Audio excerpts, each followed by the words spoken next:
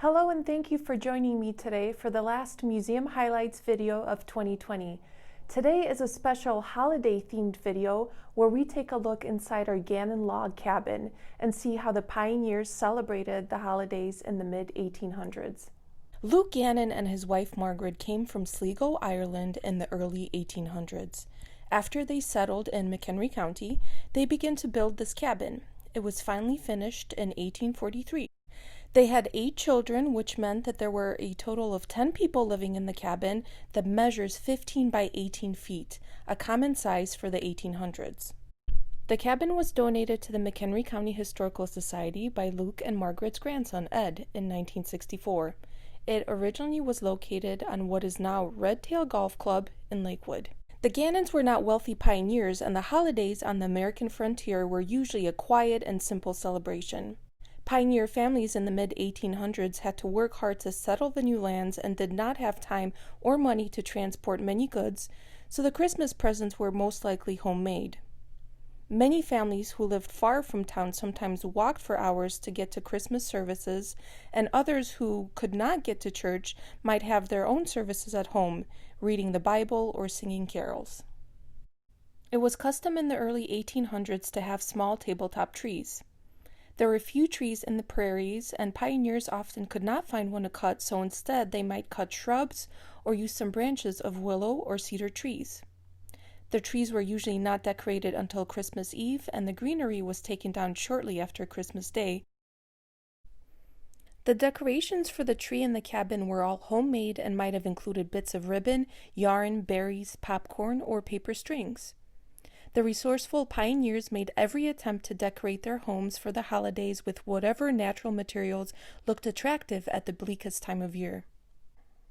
Paper chains were a common tradition. The chains were held together with a simple homemade paste made from flour and water. Some might have made doll ornaments out of straw, corn husks, or yarn. Most gifts were practical and might have included warm stockings, a hat, a handkerchief, mittens, or an apron. Parents would take a few minutes whenever they could to knit, sew, or carve the gifts.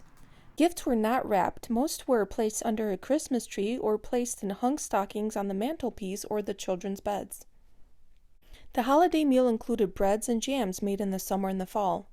Since sugar was brought in from far away and was expensive, a portion of the family's sugar supply for the whole year might be saved to make cookies or fruitcakes. Preserved vegetables and fruits were served with fresh wild game if the family was lucky.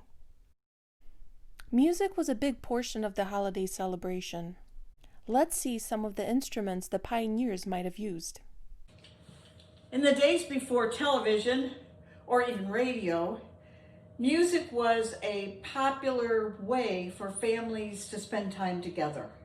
Many of the instruments that people played in the 1840s are familiar to you. Things like the guitar, the ukulele, the mandolin, the banjo, the auto harp, but a number of them may not be. And they were made out of materials that were readily available, could be carved. Here's an example, the lumberjack. If you look, you'll see that his joints at the knees, he's jointed at the knees, at the arms, and he danced on a plank. So he'd like to perform a little bit for you. We wish you a Merry Christmas. We wish you a Merry Christmas. We wish you a Merry Christmas and a Happy New Year. The pioneers knew that anything that can make noise can become a percussion instrument. One example of that was the spoons. The spoons that I have were specifically made for playing music, and there are a couple of different ways that you did this.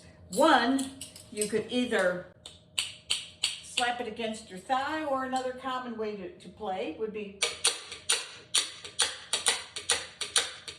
jingle bells, jingle all the way.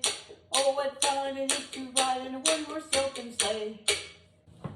An absolutely gorgeous instrument that was also played during the 1840s was the Bode Saltery, keeping in mind that many of the early settlers were very talented woodworkers, and it would have been possible easily for them to make an instrument like this.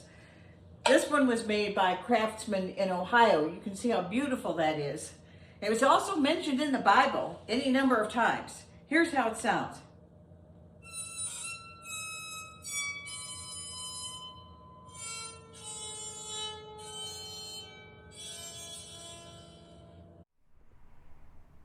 From all of the McHenry County Historical Society staff and board members, we would like to wish you a joyful holiday season.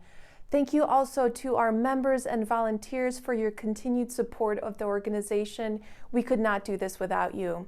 Happy holidays, everyone, and we will see you next year.